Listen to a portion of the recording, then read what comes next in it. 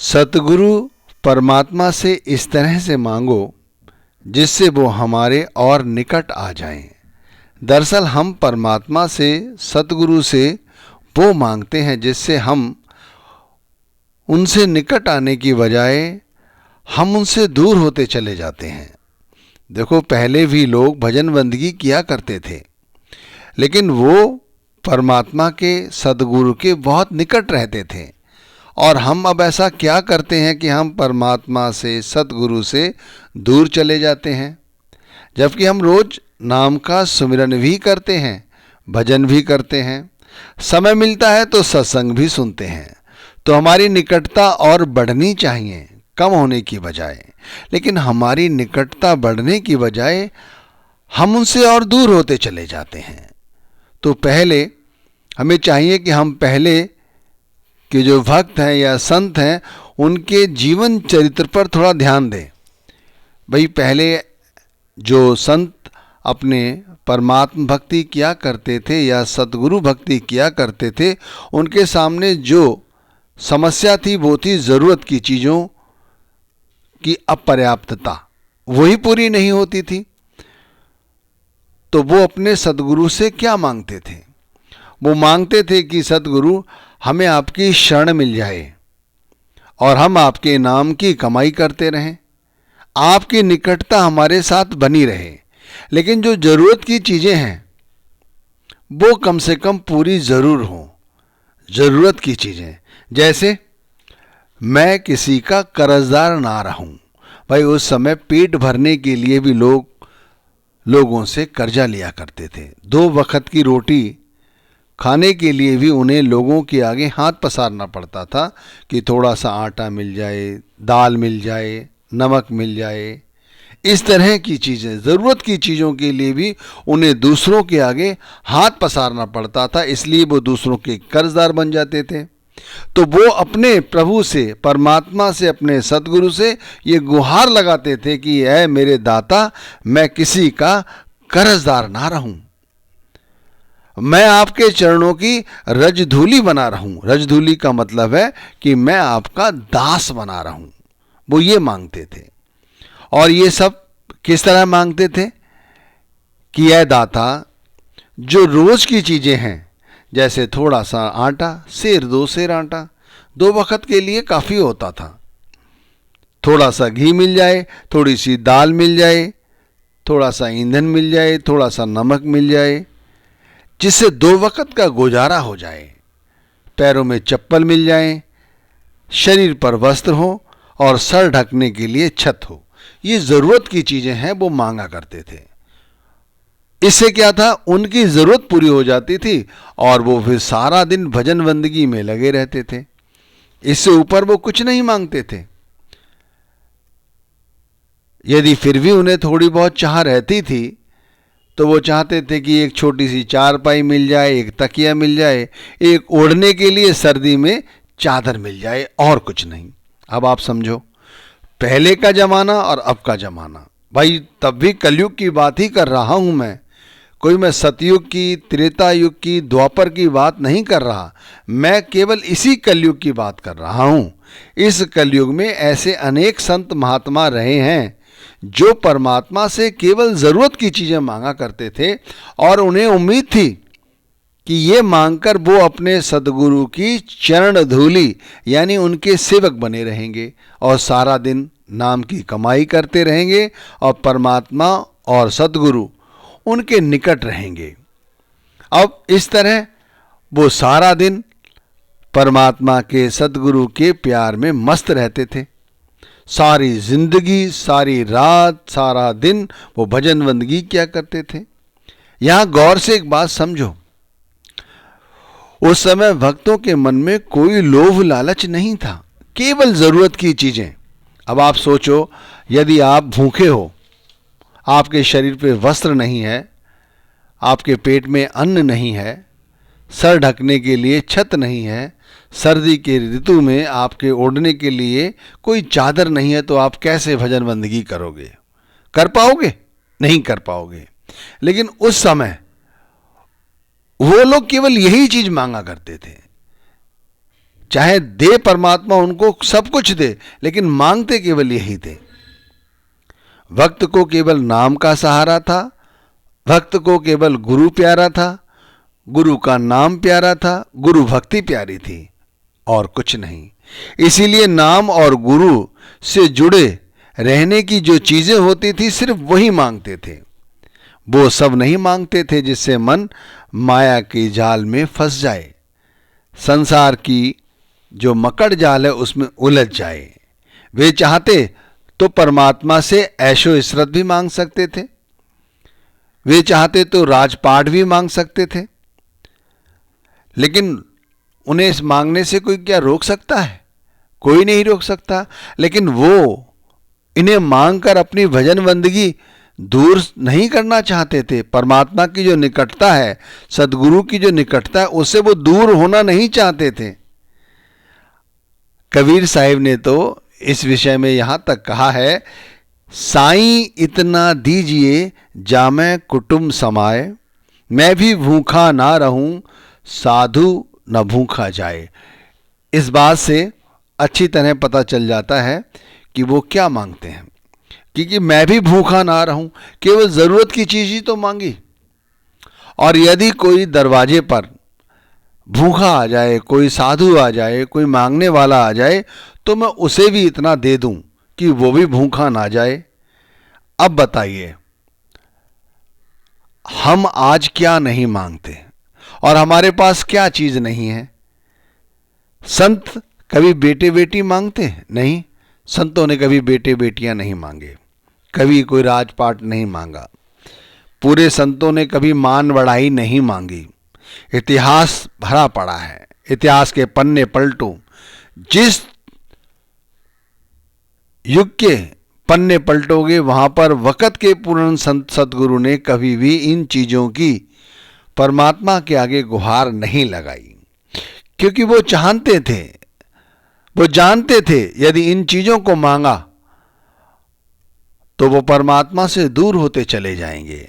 और उन्हें सब कुछ मंजूर है, जैसे शुरू में कहा कि वो परमात्मा से परमात्मा की सतगुरु की रज धूली बनना चाहते हैं, यानी वो चाहते हैं कि वो अपने सदगुरु के निकट रहें, उनके सेवादार रहें।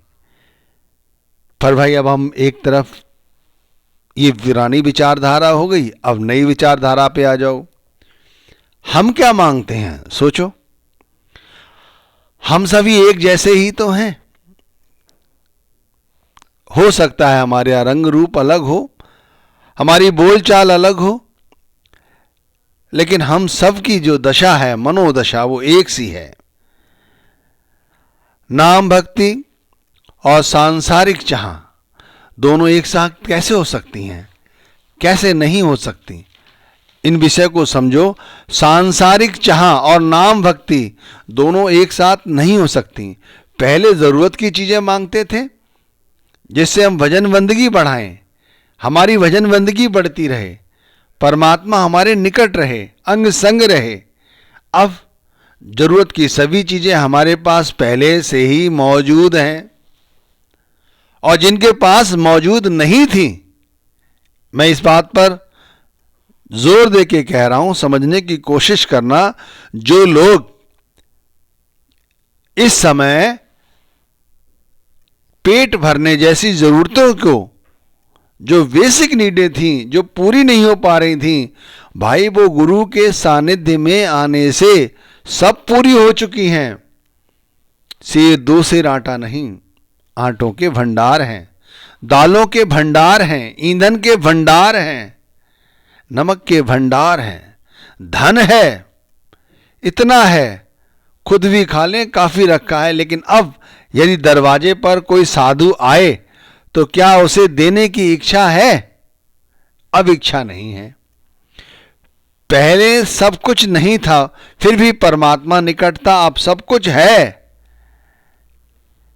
अच्छा कारोबार है, अच्छी नौकरी है, अच्छा मकान है, अच्छे बच्चे हैं, अच्छे वस्त्र हैं, बहुत सारा पैसा है, फिर भी परमात्मा से दूर है। और जब कुछ नहीं था तब परमात्मा से निकट थे। तो भाई क्या हो गया है अब? जबकि पहले तो इतने साधन थे ही नहीं, भाई अब इन्हीं चीजों के नाम बदल बदल कर हम तरह तरह से परमात्मा से मांगते हैं। अच्छा मकान है, अच्छा कारोबार है, अच्छी नौकरी, अच्छे बच्चे हैं, उसके बाद इन्हीं नामों को बदल कर अब पता नहीं नए नए नामों से परमात्मा से हम क्या नहीं मांगते। पहले भक्त भगवान की भजन बंदगी बढ़ाने के लिए जरूरत की चीजें मांगता था, और अब हम जितना कुछ मांगते हैं और जितना हमें मिलता जाता है, हम अपने परमात्मा से, अपने सदगुरु से उतना ही दूर होते चले जाते हैं। पहले मांगते थे कि एक चारपाई हो, सर्दी से बचने के लिए एक चादर हो जिससे आराम से सो जाएं और जल्दी उठें और भजन बंदगी करने लग जाएं। अब हम पे क्या नहीं है? अच्छा सा पलंग है, अच्छा सा उस पे गद्दा है, अच्छी रजाई है, वातानुकूल कमरे में लेटे हुए हैं। उसके बाद जब हमें उठना चाहिए हम उठते हैं, हम नहीं उठते। भजन बंदगी का जो समय है उस समय पे हम नहीं जाग पाते। पहले पेट भरने के लिए हम कि हमारा पेट भरा होगा तो हम दयाल की नाम की कमाई करेंगे। अब पेट भरा होने पर हम उसे पचाने के लिए और गोलियां दवाइयां खाते हैं। हमें उस समय परमात्मा की याद नहीं होती। हर व्यक्ति पहले ऋणी मुक्त होना चाहता था जिससे कि उसके दिमाग पर चिंता ना रहे और वो गुरु नाम की माला आत्मिक तौर पर सही ढंग से फेरता रहे। अब हर व्यक्ति गुलाम है, हर व्यक्ति कर्जदार है। अब बताइए, सोचने का विषय है। जहां सुमिरन भजन बढ़ना चाहिए वहां सुमिरन भजन कम होता जा रहा है। सब कुछ पर्याप्त मात्रा में होने पर भी कम होता जा रहा है। ये बड़े दुर्भाग्य की बात है। समय का कुछ पता नहीं, कब क्या हो जाए हम सब जानते हैं। हमें कभी भी यहां से बुला लिया जाएगा। आधी रात को यदि समय आया तो हमें आधी रात को उठा लिया जाएगा, चलते फिरते उला लिया जाएगा। हम कुछ नहीं कर सकते। लेकिन भाई हम एक काम जो हमें करना चाहिए वो हम नहीं करते, वो है गुरु नाम की भजन बंदगी। सतगुरु से, परमात्मा से हम चाहते हैं कि वो हमारे निकट रहें, हमारे अंग संग रहें। तो भाई जो हमें परमात्मा ने दिया है, पहले से ही जो दिया है उसे संभालो और उनसे अन्य चीज मांगने की बजाय अगर उनसे मांगना ही है तो उनकी भजन बंदगी मांगो। उनसे मांगो कि जो मन है, जो 9 द्वारों में फंसकर संसार में मारा मारा घूमता है, वो बचे और आपकी भजन बंदगी में लगे, जिससे कि ज़्यादा से ज़्यादा हम परमात्मा के निकट रह सकें, सदगुरु के निकट रह सकें। हम भी चाहते हैं कि हम अपने सदगुरु की रजधूली बन सकें।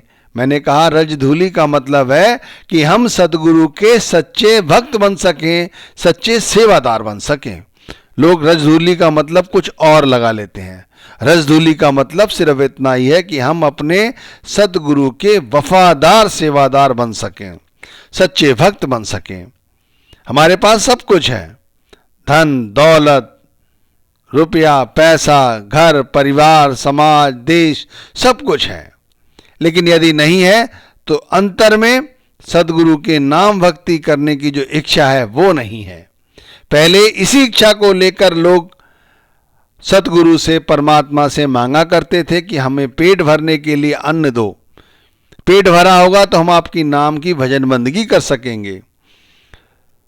वो मांगते थे कि चलने के लिए हमें चप्पल दे दो, जूते दे दो, जिससे हम चल सकें, हमें आराम मिले।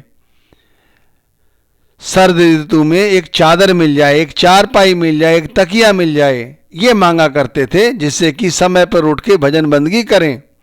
और हमारे पास ये सब कुछ है, पर्याप्त मात्रा में है, उससे भी कहीं ज़्यादा है, लेकिन हम ये सब नहीं कर पा रहे हैं क्योंकि हम अभी मन के तावे में हैं और ये मन का तावा पता नहीं कब समाप्त होगा। इस तरह से तो कभी समाप्त नहीं हो पाएगा जिस तरह से समाप्त करने की हम लोग कोशिश कर रहे हैं। क्योंकि जैसे जैसे हम भजन बंदगी करते हैं फिर मन के ताबे में आकर सिर्फ वो भजन बंदगी हम खत्म कर लेते हैं। जहाँ से शुरू करते हैं फिर वहीं शुरू में आके खड़े हो जाते हैं। तो हमें चाहिए कि हम अपने परमात्मा के ज़्यादा से ज़्यादा निकट रहें। उसके लिए हमें ज़्यादा से ज़्यादा भजन बंदगी करनी चाहिए। परमात्मा से सांसारिक वस्तुओं के नहीं मांगना चाहिए। सांसारिक पदार्थों के चक्कर में पड़कर जो हमारा मन है वो आत्मा को एक